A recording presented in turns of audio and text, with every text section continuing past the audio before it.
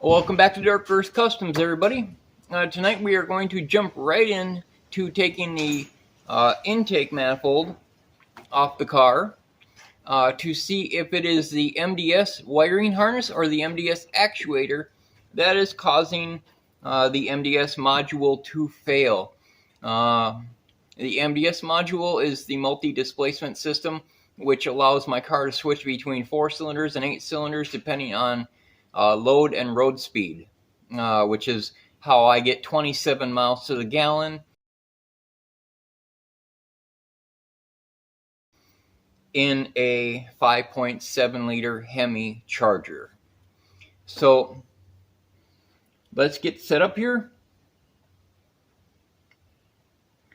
and we'll get this cracked off and check the wiring. Getting this intake off is actually very simple. Replacing the gaskets are very simple, and putting it back on is very simple. So it should be a fairly easy job, a fairly easy video, and hopefully a fairly easy fix.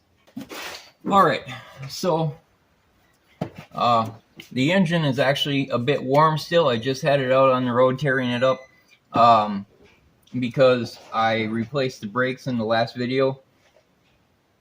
Now, I said that I was going to leave it up in the air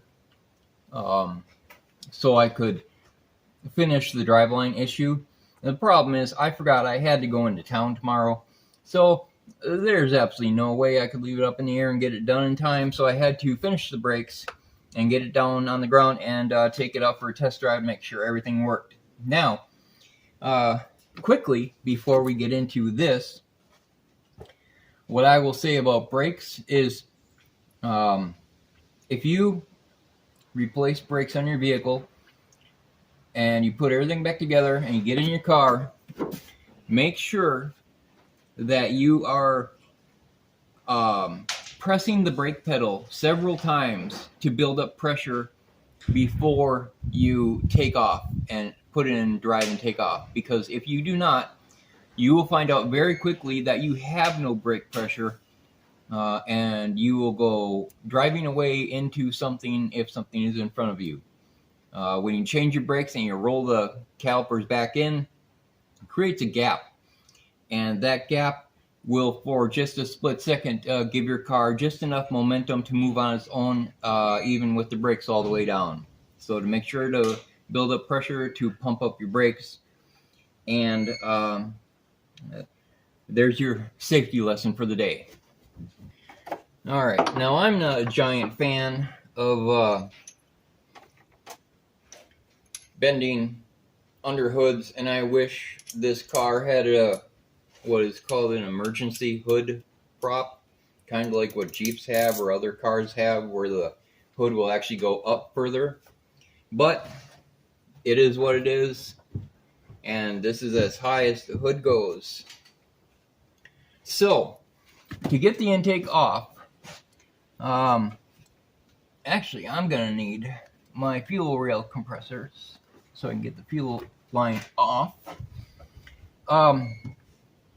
There are 1, 2, 3, 4, 5.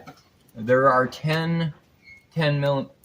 Oh, those are not 10 millimeters. I thought those were 10s. Those look like 8s. Yep, okay. So there are 10 8mm intake bolts. Go ahead and snag this guy off. This is part of the PCV system. And be very, or maybe PCV. It might be PCV or emissions. Either one. Same stuff. Be very careful with some of this stuff so it doesn't tear. This one is obviously stuck on a little bit. Alright, so move that out of the way. Again, I need to get my fuel line. Mosquitoes. I need to get my fuel line removal tool so I can get this off. Then we take out the 10 bolts that hold this on. Unhook the airbox. I am not taking. You're told you should probably take the throttle position or the throttle position. Why can't I think of words today? The throttle body. To remove the throttle body, I haven't before when I was taking parts off of another car, but you do have to remove the EGR tube. Now, to do that, there are 2 more 8mm down here on the bottom of the EGR tube, along with a very important paper gasket, so don't lose it. I have a spare, but those are very important gaskets for the EGR system to not leak. And then once those are out, this will actually pull right out of the intake, and then just lift the whole unit off, and you can inspect what's going on down below. And that is the goal for today. So I think actually first I am going to grab my fuel removal tools, and we'll get this fuel line unhooked. Alright, so this is an older set of fuel line removal tools. I will show you how those work here. I should probably just buy a new set that are not made out of flimsy plastic, but I so rarely use them, I just never saw the need. Now, inside this little fuel line here that's moves around is a spring. And there's a spring inside this cup, and what this does is it pushes the spring outwards so this fuel line can be pulled off the shaft, because on the shaft there's actually an expansion point that the spring slides over and locks it into place. So what you do is you take these little plastic, well, cheap plastic, and you put it, or try to put it down under here. Oh boy, that's going to be an issue.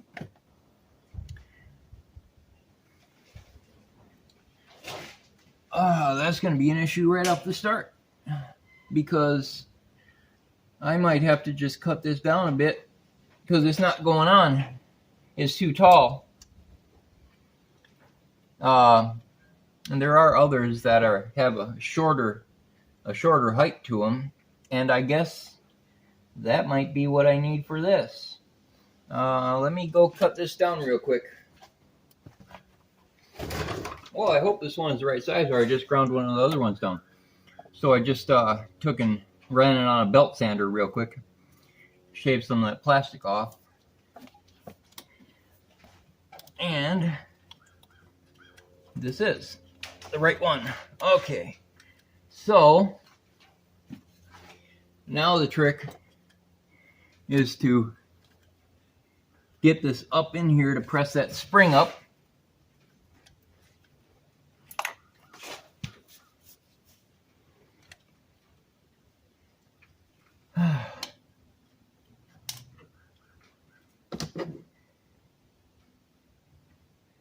I don't know, guys. This other one looks like it's a lot closer in the width to this fuel line here. And this one looks pretty darn big. And that might be why it's not fitting correctly, but I imagine I have to grind this one down too. Well, you know, there's always something. Alright, so I ground this one down a little bit too. I replace these anyway. These are cheap old junk that I just have.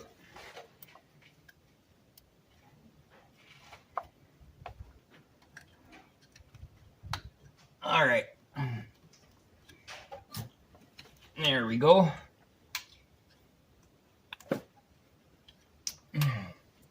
Ooh, gas. So probably not gonna be able to show you because my fuel line is formed and it can't be bent. But I might be able to show you the little protrusion on the intake. side once I get it off. Once this tool goes all the way up into the fuel line itself, you'll feel a click. And that means the spring is compressed outwards. Then you just kind of wiggle it off, just like I did. All right. So now we need to get the air box off.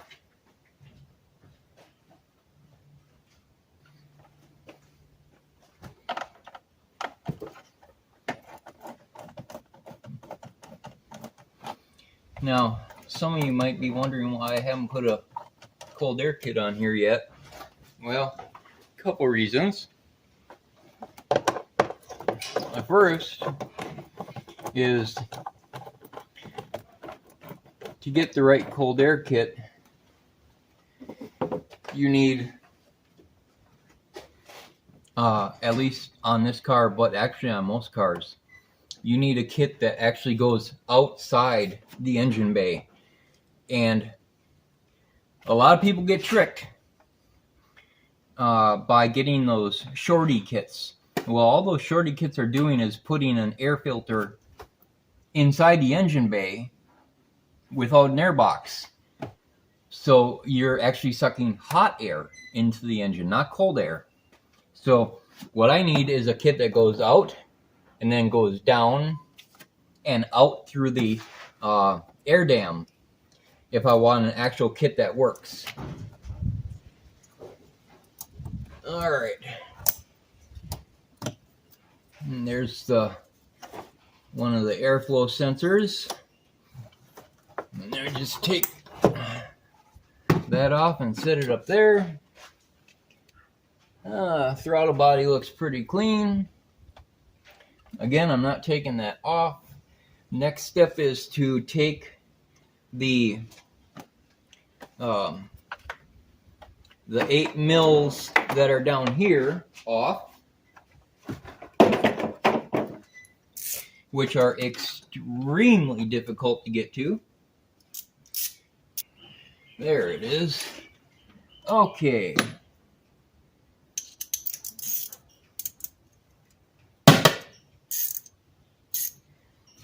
Now the trick is trying to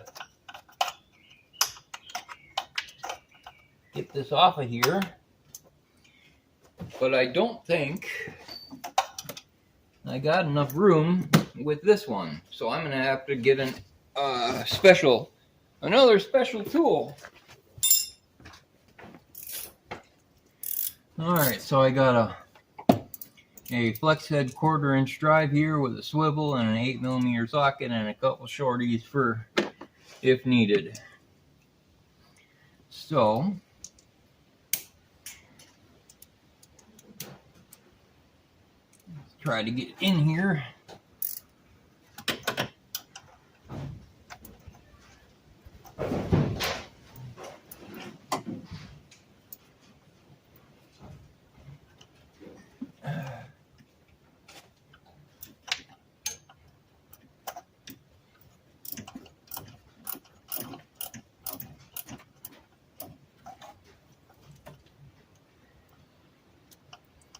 Fortunately, it's not super hot because this would be a very, very big hot area that I wouldn't want to be touching.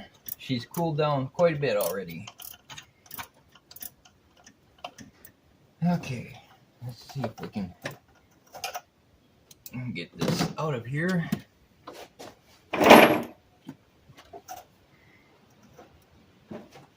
I don't know about you guys, but I find it easier, mentally anyway, to try to take out the hardest stuff first, because then you're not so frustrated when you get to the easy stuff. So if you work at getting the hard bolts out first, the rest of it should be a breeze.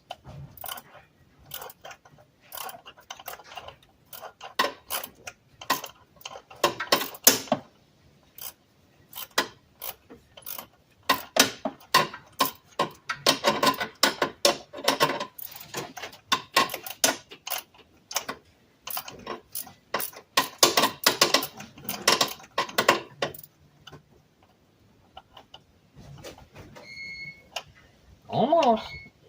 Getting there. I can almost turn it with my fingertips.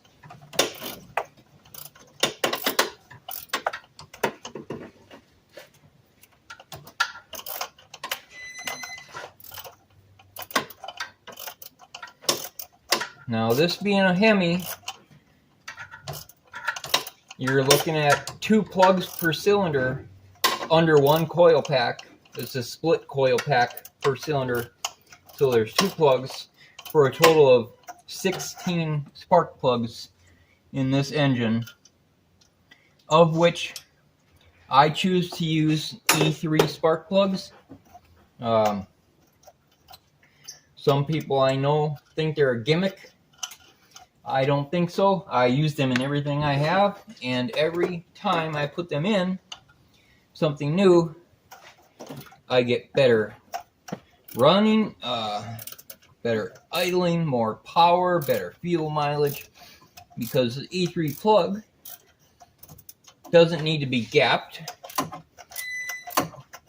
because on the bottom of the E3 spark plug is a little diamond-shaped electrode that just allows for the spark path to run freely in any direction, which basically eliminates spark plug failure altogether.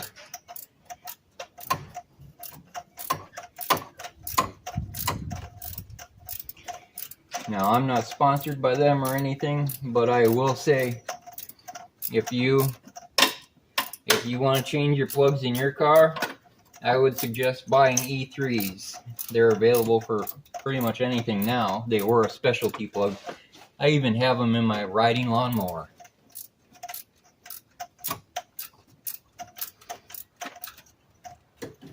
Okay, finally. Like I said, guys, you work at getting the hardest stuff off first. And see, just like that, EGR tube comes out, and woo, got a little carbon buildup there. All right, so if I remember right,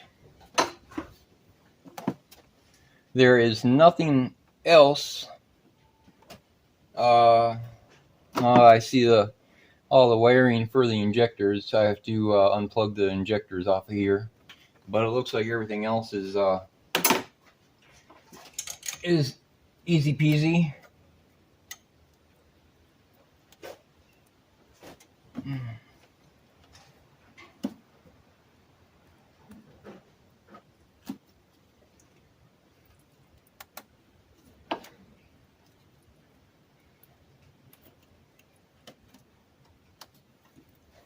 And you always want to be as careful as possible when it comes to stuff like this, because you start breaking these tangs that lock the injector down, and well,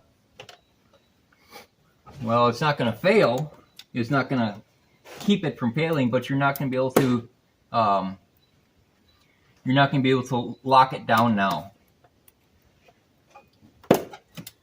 All right, that side's undone. We'll flip over to this side here.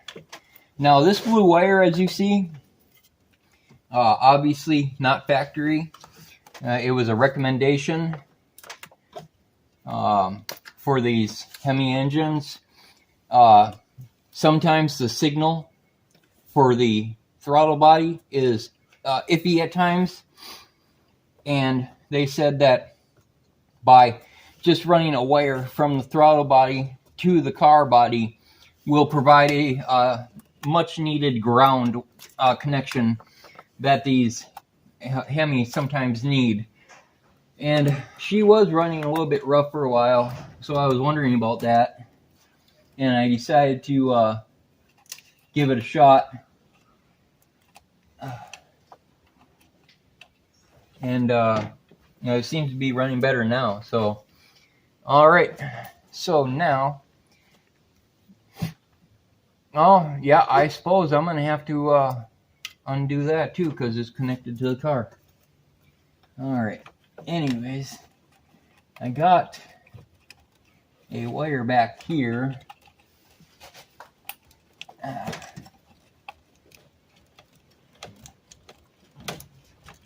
Come on.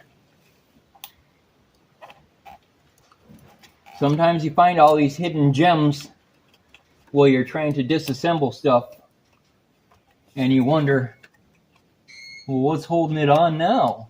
Well, it's stuff like this.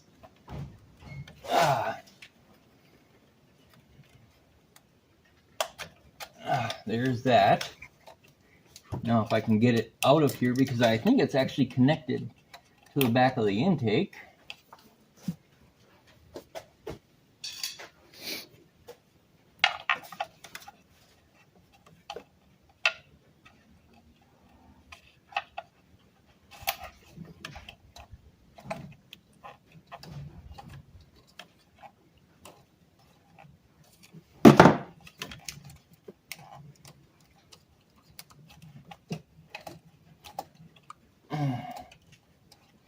Yeah, I'm gonna have to wait till I get a little bit more accessibility back there. So next step is to get the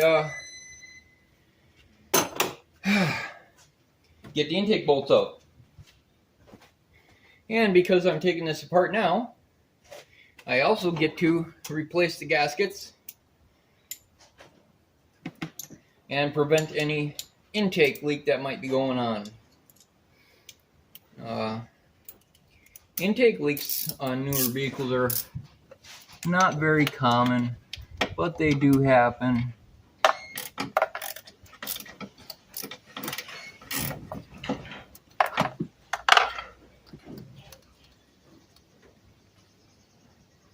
At least on this car, however, they don't use the flat paper gaskets anymore.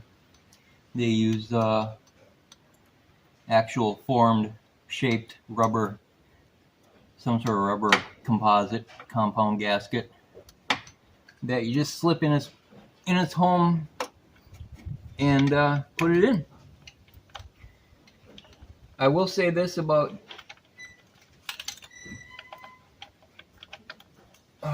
oh right, those are fitted.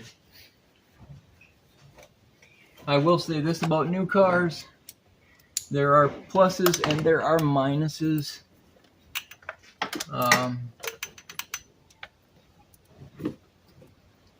But there are also pluses and minuses to old cars too. Old cars aren't computer controlled, but old cars are not always as reliable as new cars. Okay, so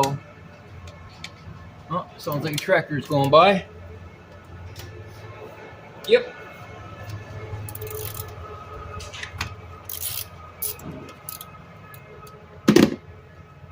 Now these intake studs are actually pressed into the intake, so they just unthread and they stay in the intake, so you don't have to worry about losing them. They should all be fitted, so hopefully none of them fall out.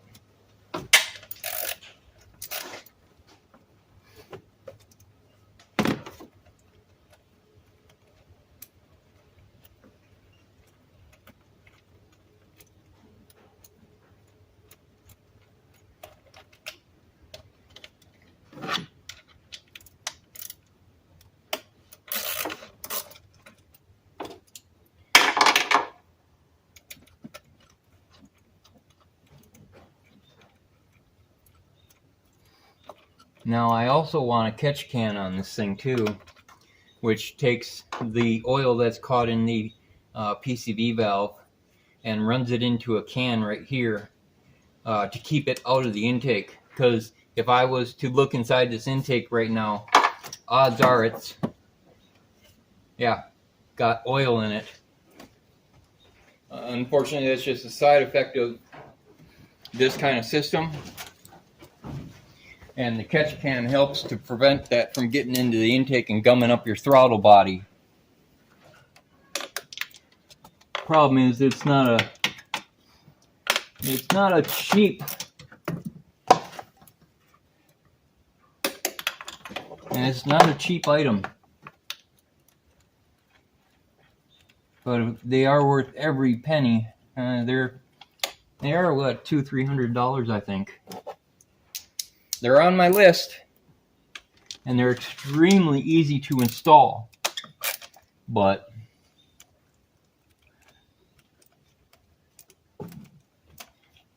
just not there yet. Got too many other things that are much more priority than something like that.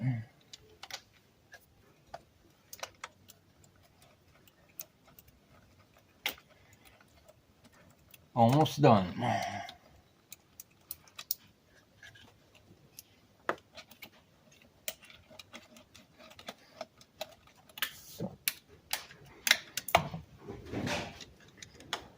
Before I started this video, I had to vacuum off the top of the engine because the chipmunks decided they wanted to encase my intake with acorns. Acorn chewings all over the place, and they're especially fun when they're in the hole that the socket goes down into. Then you can't get to your bolt.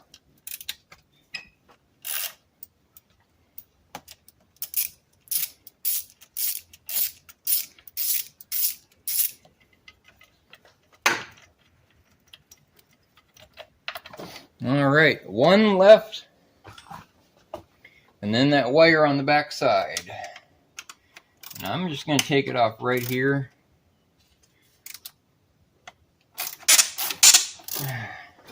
Now I know what I'm doing. I know I'm loosening this one stud, or this one bolt here on the throttle body. And you're saying, you're going to create a vacuum leak. Well, you know what? I might, but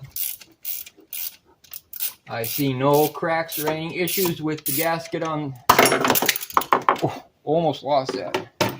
I don't see any issues with the gasket that's got this throttle body here. So I'm not too concerned about that. I will watch and see if it happens. If it does, I might try to get that out of the way so it doesn't break.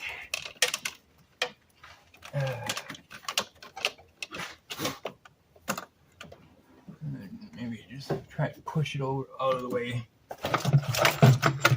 All right.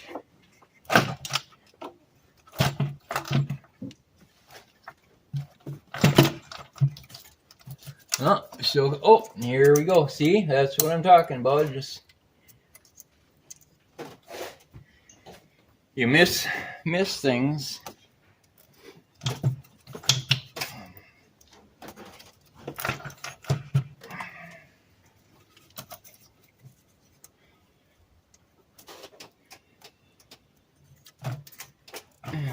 Come on.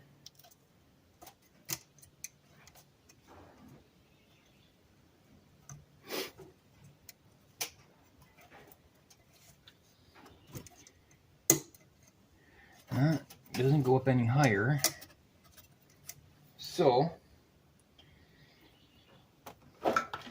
it's time for a screwdriver.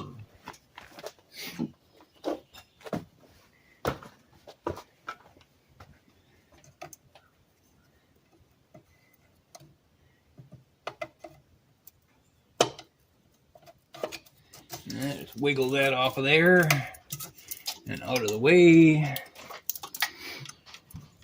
Everything else is out of the way. All right, let's try this again. And now we got this back one. Now I can see the back one that's hanging up.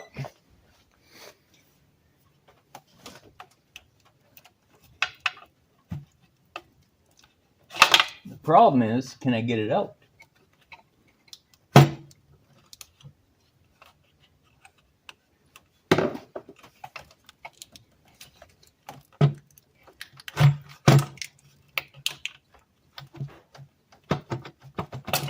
There we go.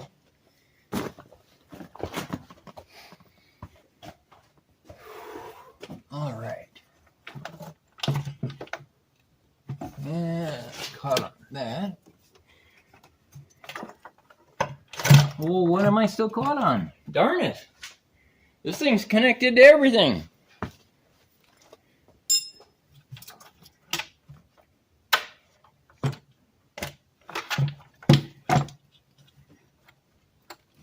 Yeah, another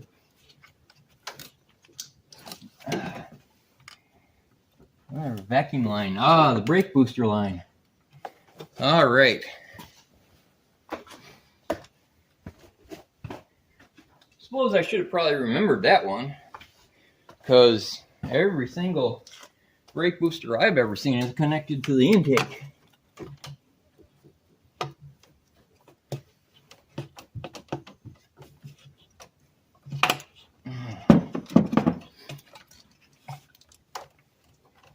Oh, come on.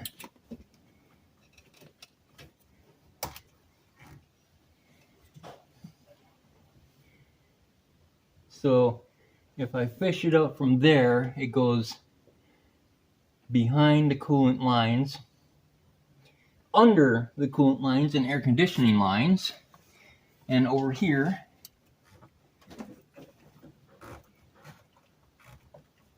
to the master cylinder,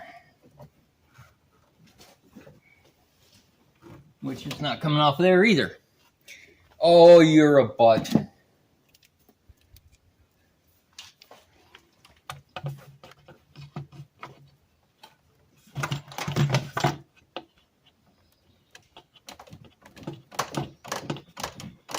I can hear you guys now. You're not supposed to use a wrench on a vacuum cleaner. Yeah, I know. But I am. Because this is my car, and I know what I'm doing.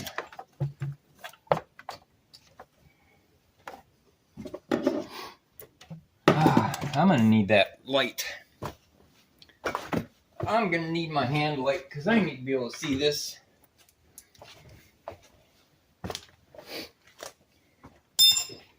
I know you guys can't see it, but I can see it.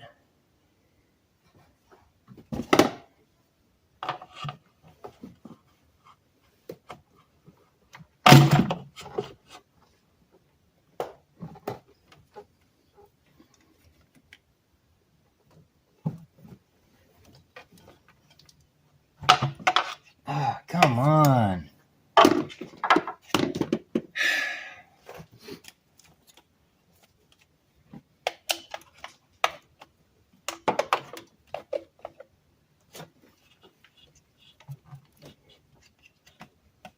What a stupid place to put that. Oh, my back is on fire already.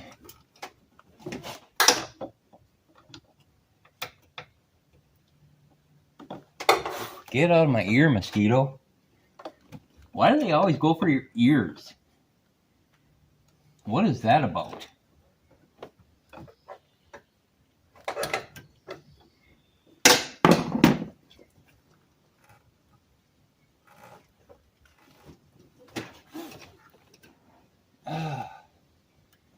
Why can't I get this dang thing out of here? This is crazy.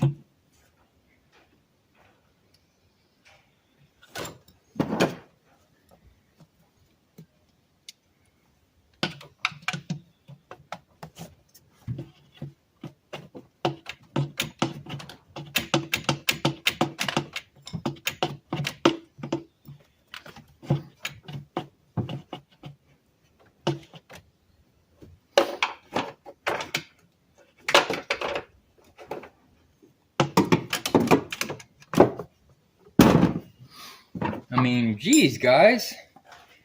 Can't pull the whole darn cover off here to get to your stupid brake booster line.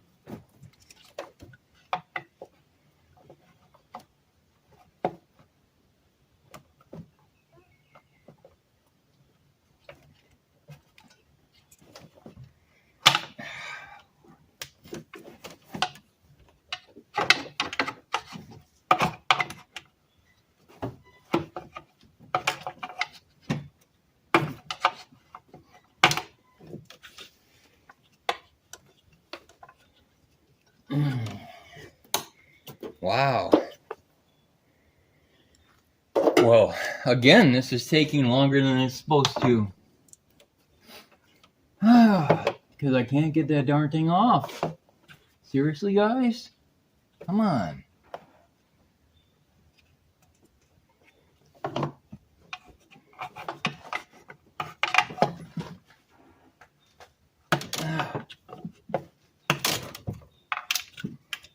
Get out of my face. Holy buckets. Maybe I should just stop talking. They're attracted to CO2.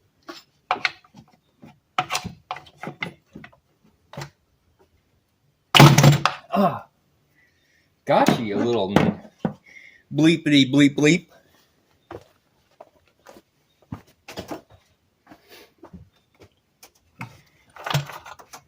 There. Oh, hello, Dolly. Yeah, that's a mouse house. Okay, then. Well, let's see here. And the gaskets are completely flat and causing a leak, I can already tell. Wow, that intake was leaking something fierce. Yeah, can see it around there. Well, this is a good fix then.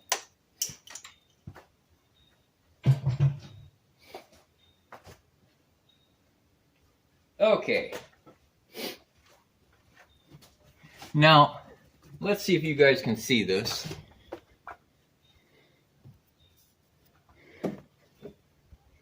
Alright, so yeah, it looks like you guys can see this, and I'll show you when I pull this foam out. Down here are the MDS actuators. So there's one here, one here, one here, and one here, and it turns this V8 into a V4, allowing for me to get 27 miles to the gallon when it's actuated. Now, yep, they chewed through the harness. Okay, I see chewed wire already. Yeah, I need my vacuum. Alright guys, it's gonna get loud for a second, so I'll just have to turn that down. I hate rodents with every fiber of my being. I hate them.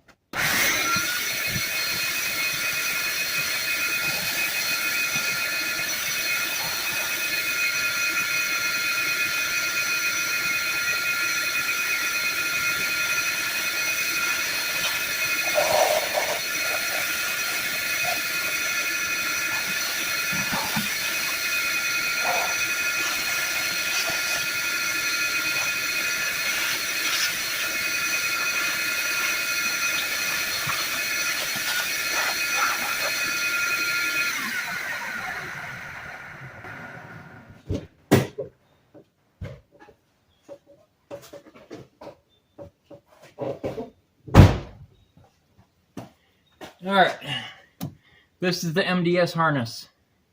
This little piece of wiring here. And let's go ahead and get this unplugged here so I can show you. If I could get rid of every rodent on the planet, I would.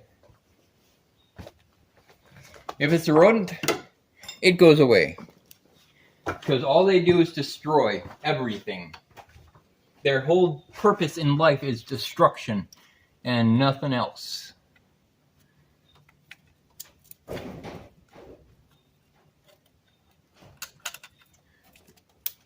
Okay.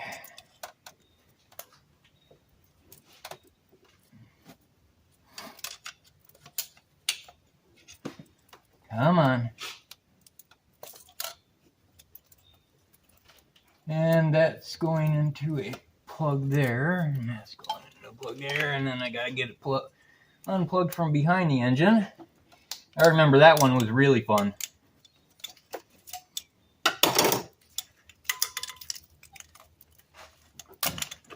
Okay, look at that. That's what useless, worthless rodents do. They chew through wire. They absolutely love the taste of wire. Don't know what it is. Nobody can explain it. But they love eating wire. It is one of their most favoriteest of foods, as Samwise would say. And now I gotta try to remember how to unplug this thing, because this thing was deep behind the engine. Ooh, that's a little bit hot to the touch. Hot potato. So I'll just take my rag here so I can see, and I know you guys can't see because I can barely see.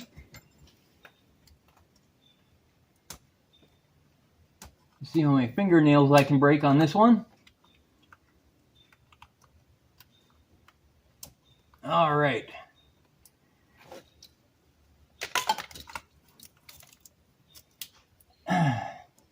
Come on. Come on. So close. I got the lock to unclick. Now I gotta get the darn thing to move out of the way. All right.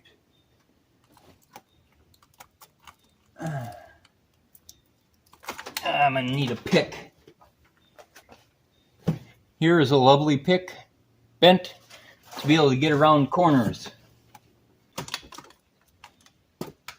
There. All right.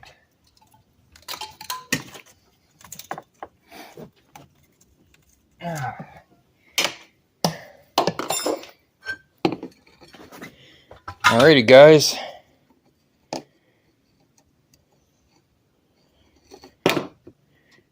There's your chewed rodent wire.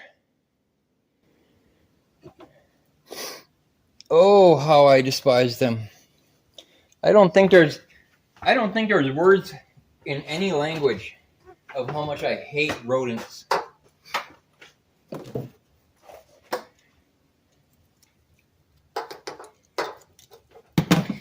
I just had to take the clip off of the old one so I can put it on the new one.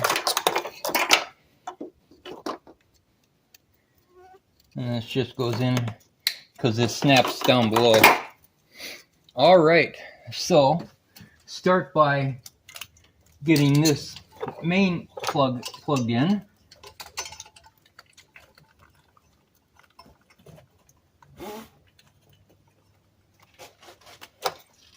All right, alrighty, come on.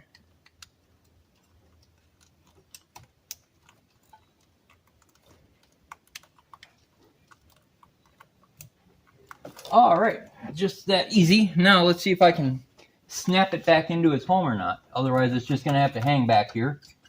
Try to find the holes that it came out of. Yeah, there we go, right on the back of the head. Okay, we're getting there. We're getting somewhere anyways.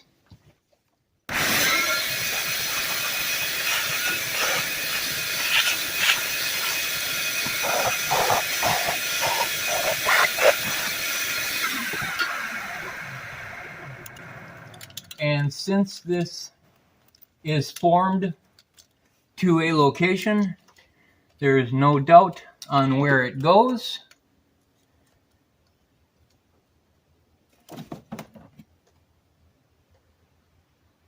Oh, wow.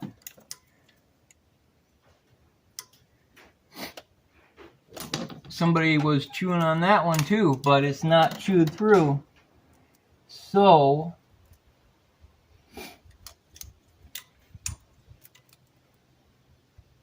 I'm gonna have to tape that up. They must like that center area.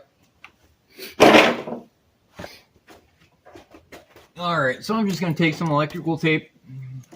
If I had cloth tape, I'd rather use that because this electrical tape is not necessarily meant for this hot of an area, but it's just gonna have to do for now because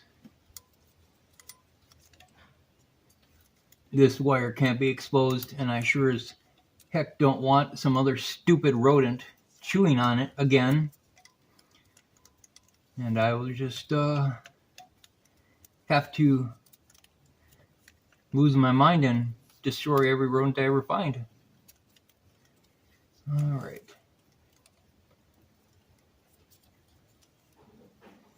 It is extremely rare for these MDS modules to go bad. So when the car coded and said that there is a problem with the MDS module, my first thought was rodents. Because, like I said, these things don't go bad, or it's rare.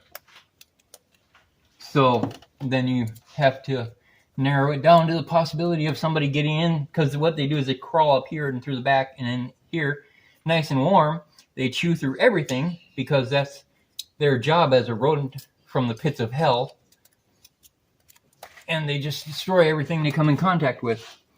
They're like the plague. They're like a plague. Yeah. Technically, they are a plague. Alright, now I'm hoping I can just wipe this all down here, because I don't want to clean it if I can get away with it.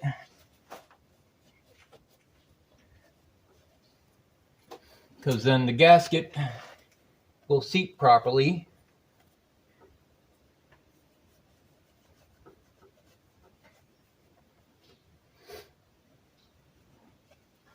And I don't have to worry about it leaking.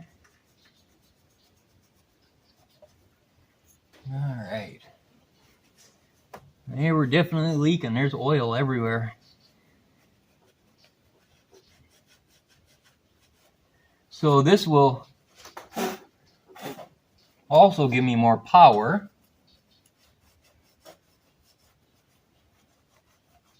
Because with a leaky intake, you're getting unmetered air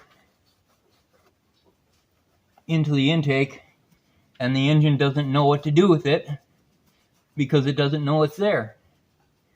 So it just runs rough because it doesn't know any better.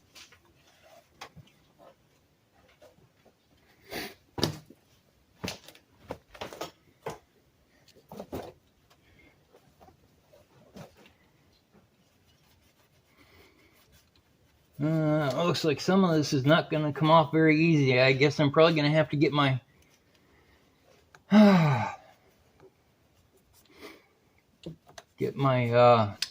drill out. It's got my wire wheel on it.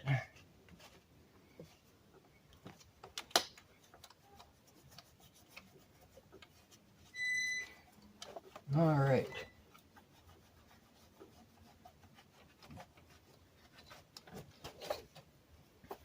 Okay, so, oh darn it, I hate when I kick that thing, sockets go everywhere.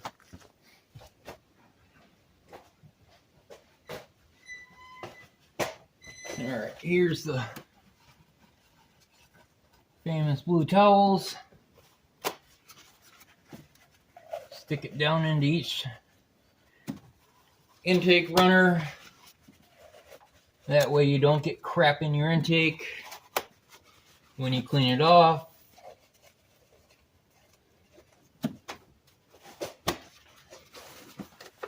And then I will grab my wire wheel, and we're going to zip this crap off here and get the intake on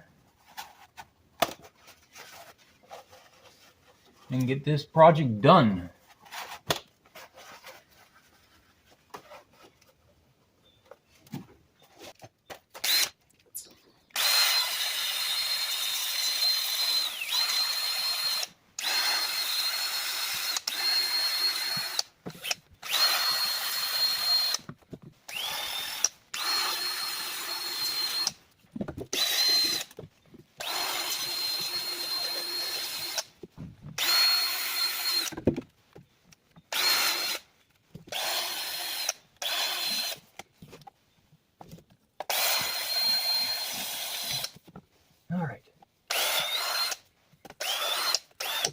That looks pretty good. Now, the runners on the intake can just be wiped off, I imagine. I don't think they could be nearly as bad as this.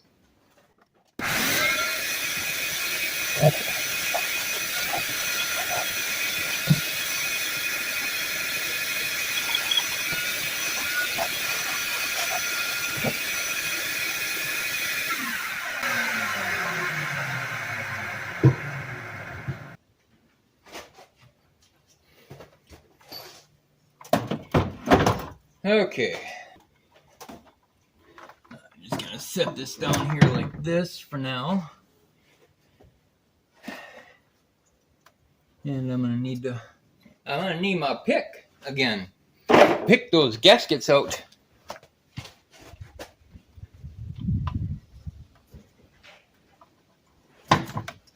These things were definitely leaking. Oofta. Okay. Well, the new ones ain't gonna leak. That's darn sure.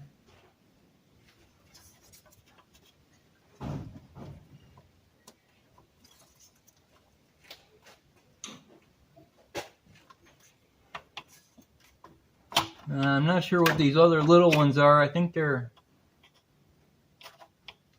PCV. They're probably PCV gaskets for a crossover. Kind of a weird shape, whatever.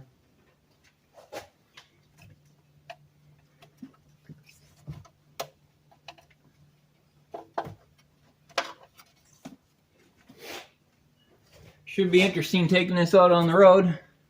Maybe that's what I'll do here after I get this intake back on, if there's still light out.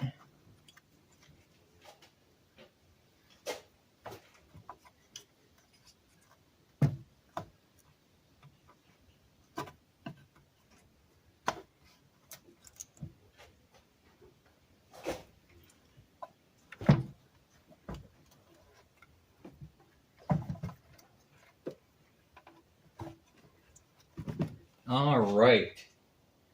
Intake gaskets out. Wipe it down, put the new ones in. Doesn't have to be 100% perfect because it's not the plastic that makes the seal, it's the gasket. So as long as the gasket is sealed, the intake is sealed. And you know, I imagine there's probably a torque number for this. I suppose I'm going to have to go in and find out what that is if I want to do this right. Boy, there's a lot of oil in this thing. That's what that catch can is for. And here is the new gasket kit, Felpro MS 96574. That's the intake set.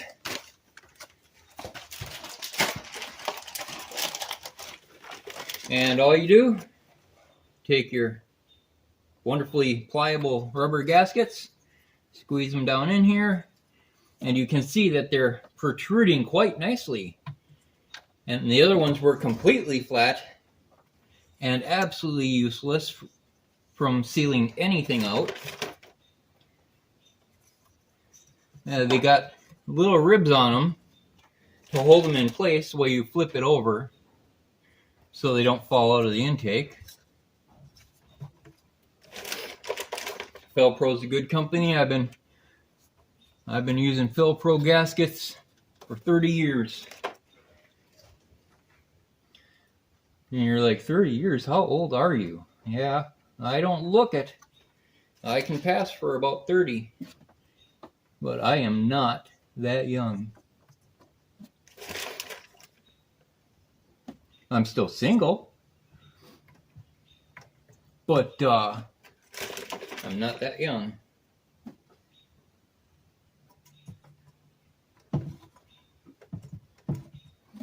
So any of you cute farm girls that might be watching this,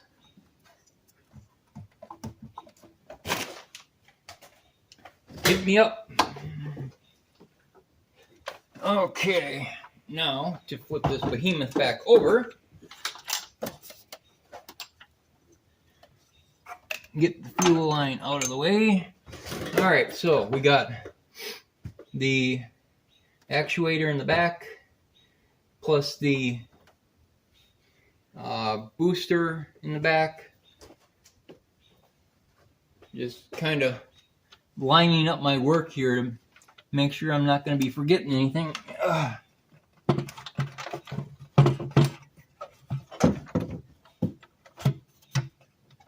And that is that. The intake has landed. Now, if I'm lucky, I can just reach back here and connect that vacuum line for the brake booster, because I really don't want to have to lift this thing forward again. Come on. Well, I will be able to get it. I can feel that.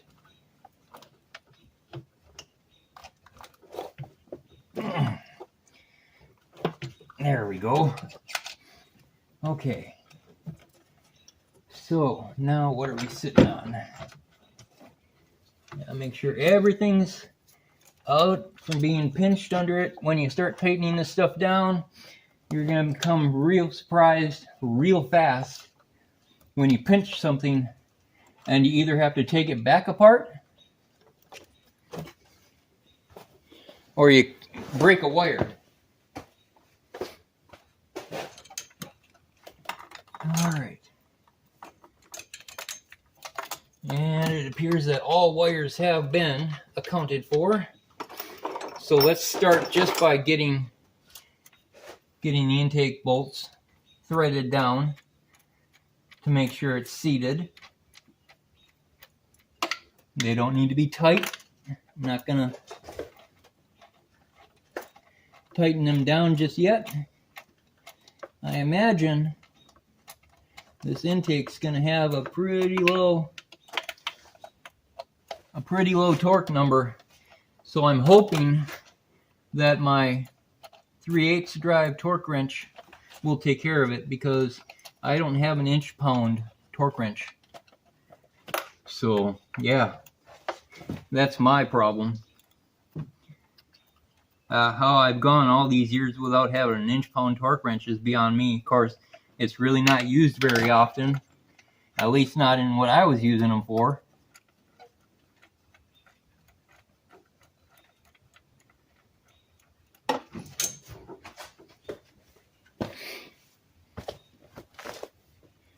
All right.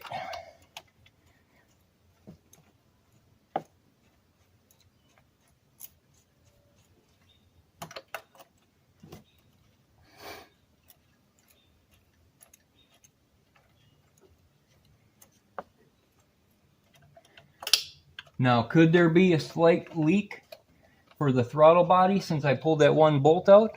It's possible.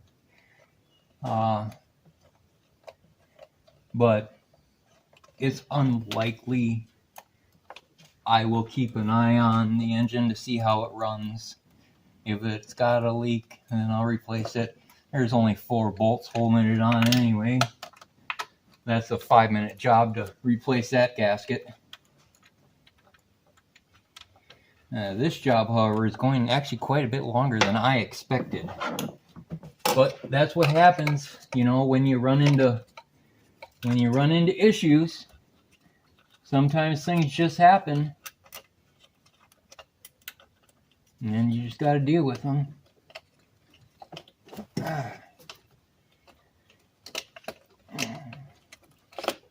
All right, let's plug this back in. Try to figure out how it came out. I think it was, yep, there we go, locked in place. All right, that sensor's locked in, brake booster's on, MDS is plugged in. Take and move this. Put this line back on, Snap it in place. Put the fuel injectors back on. That is the one thing about new cars, is everything is so plug and play. I mean, it's formed to where it's supposed to go. It can't go in the wrong place. So odds are, if it looks like it's where it's supposed to be, it's where it's supposed to be.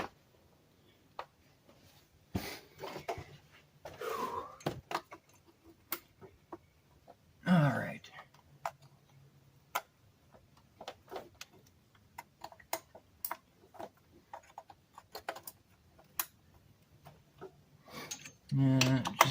And the fuel line again. Oh, I'm sorry, guys. I forgot to show you that. Yeah, unless you might have caught it. That little protrusion on the fuel line that this snaps onto. But when you put it on, you don't need to do anything but snap it on. Fuel line's on. All right. So, we got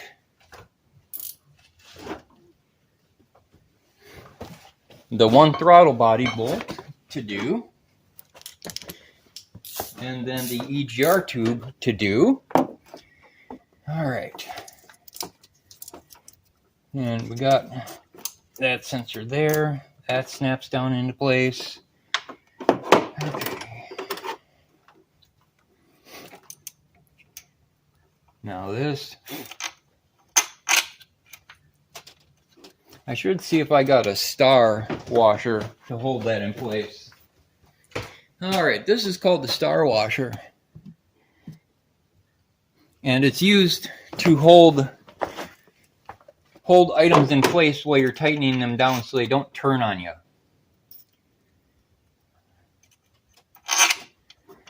Now, this should allow me to just tighten that down and not have to worry about that wire moving. Darn it.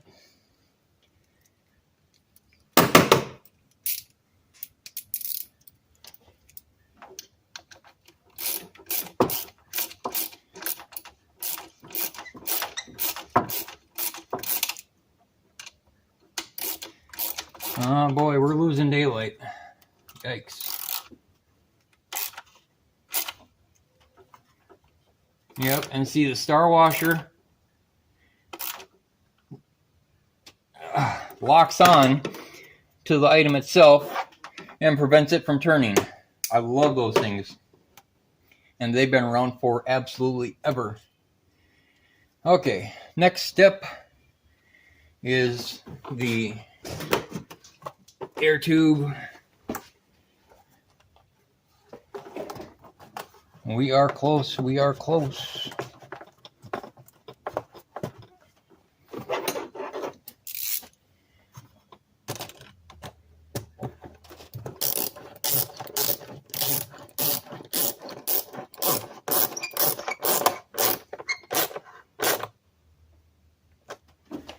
Tight.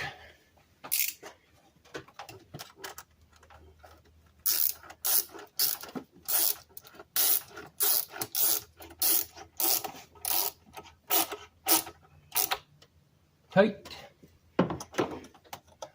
Sensor. There's that and that. And well, all that's left is to torque this. Oh, almost forgot the one item. Where did it wander off to? Oh, the one item is the EGR tube. Okay, stick the EGR tube down in there. Then we got to put these two bolts back in, which are going to be the bane of my existence. But I'll tell you, looks like it's going to be dark before I get finished here. It kind of sucks. I wanted to take you guys out for a ride. Might have to do that tomorrow. Guess it depends on how much light we have. I'm hoping I don't have to replace this gasket here. Take this back off, see if it leaks. I have another gasket. if needed. These are basically high temperature paper gaskets, so that's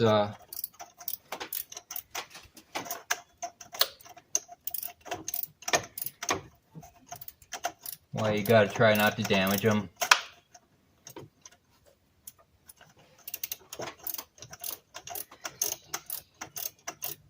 I know I was out at my dad's too last year working on his car.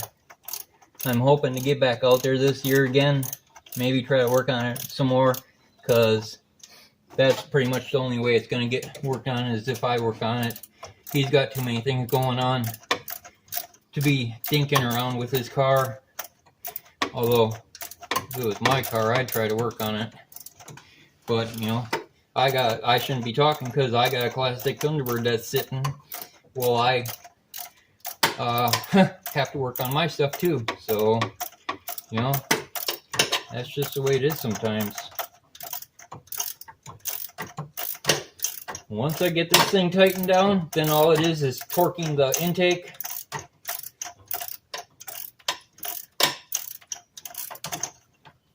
And it's done.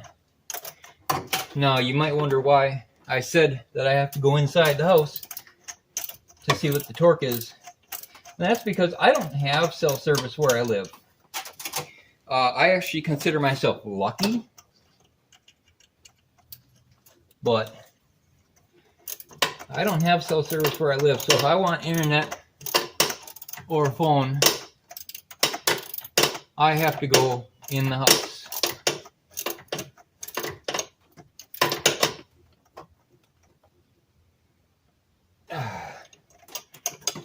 Alright. Oh, come on. Get off of there. Stupid socket stayed on the bolt.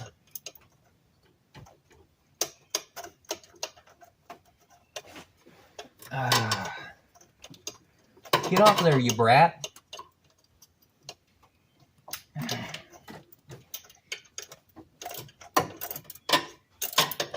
Oh, my back is on fire from bending over it like this. All right.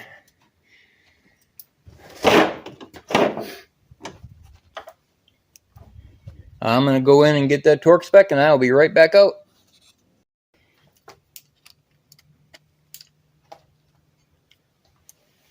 All right, everybody.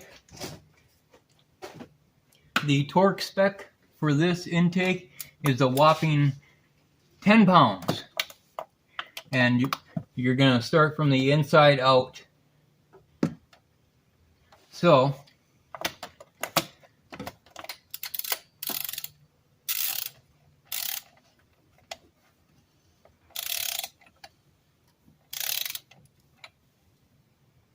you know, I'm going to take the swivel off because I don't need it just yet, but I'm going to need it to get to that back one. I believe I'm probably going to need to get to that back one. So, my torque wrench is set to the... yeah, this is going to be fun. My torque wrench is set to the lowest value I think it can take.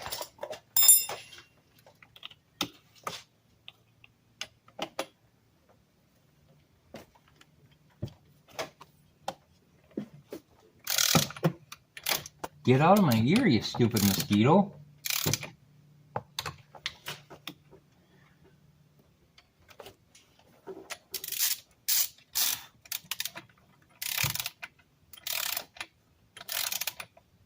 When you're torquing something down like this, if you don't have a pattern, the pattern is always start from the inside out.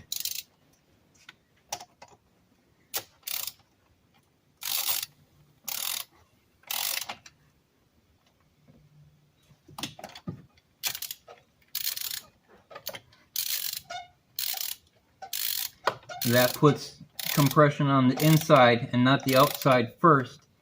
That way, whatever you're torquing down doesn't warp.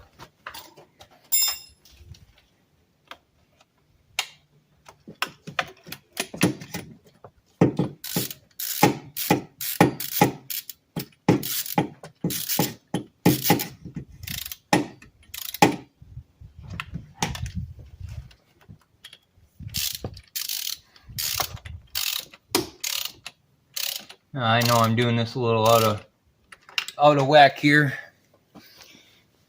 but it'll just have to do the way I'm doing it. And it's not gonna hurt anything. I'm just I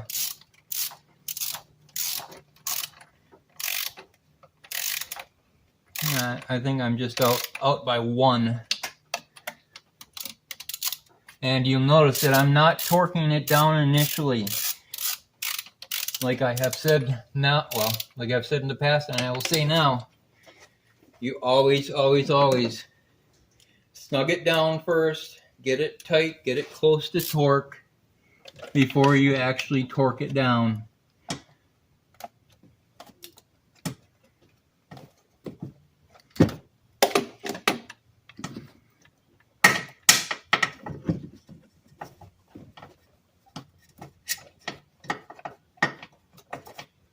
Maybe this is the cause of the hiccup in the throttle that I have. That would be wonderful if that was fixed.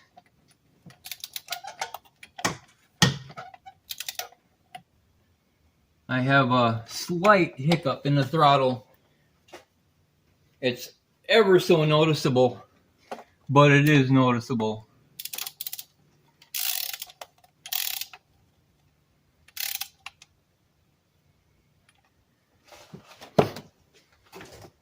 Alright, I'm going to go ahead and, well, no, I was going to say I'm going to go ahead and start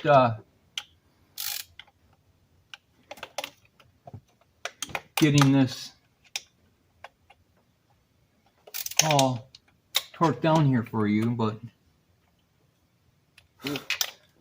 I know I'm really close to that 10 foot-pounds.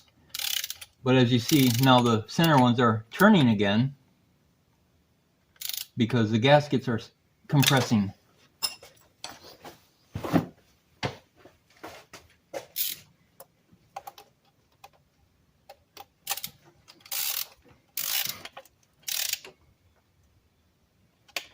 And this is why there are sequences to everything.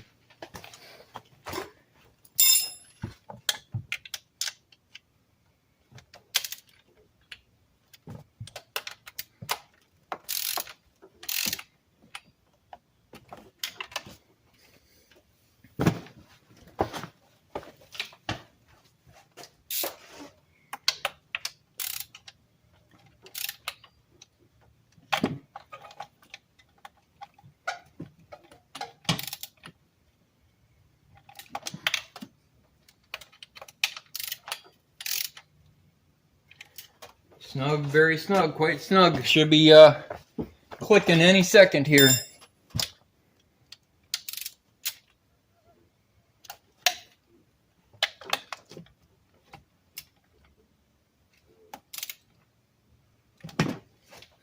All right, that should be good enough for me to torque it now.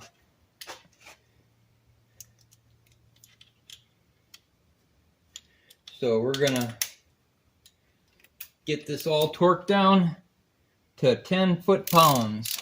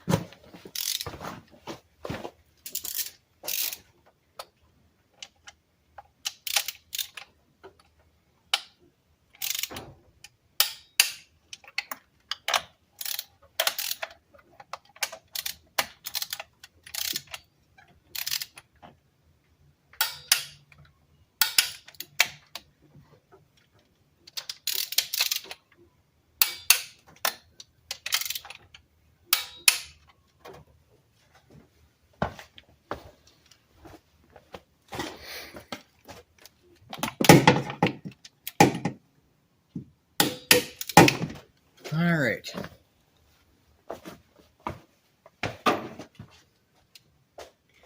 Now we'll do the back one and then we'll check it. Because once things start getting torqued down, as you've seen with those middle bolts, that they loosen up a little bit when things start snugging down.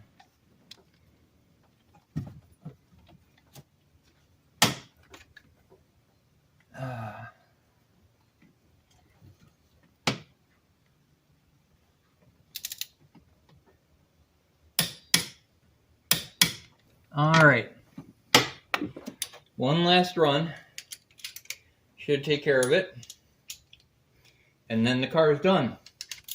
And we will have to test drive tomorrow because it is too darn dark out right now. Yeah, that one went down that one moved just about a millimeter. So it's a good thing that we're making a second run. All right.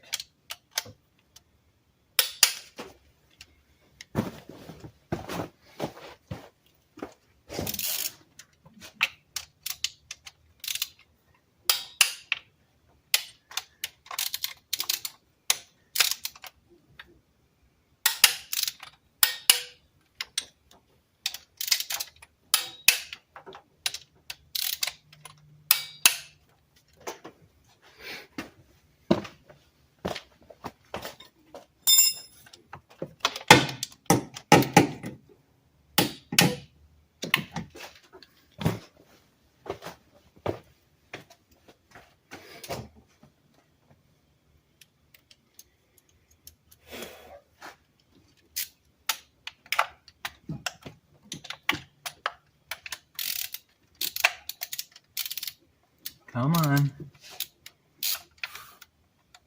There you are. And one last.